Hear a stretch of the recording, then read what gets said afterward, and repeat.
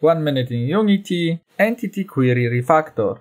In this short, I want to show you how long ECS code can be shortened with the power of jobs, entity query, and proper implementation. So let's dive in. As you can see, I'm using native arrays which are disposed in job at the end of execution. However, I can take advantage of the fact that an entity query can be passed to job to replace all native array calls inside the execute method. By passing entity query in schedule, I'm able to get element by element and execute the code. Of course, query must be built with the desired types. Now I can add more parameters to the execute method, it_est, inEntity, in local transform, and bullet aspect. In means read-only access. The code works the same way, and there are a dozen or so lines less.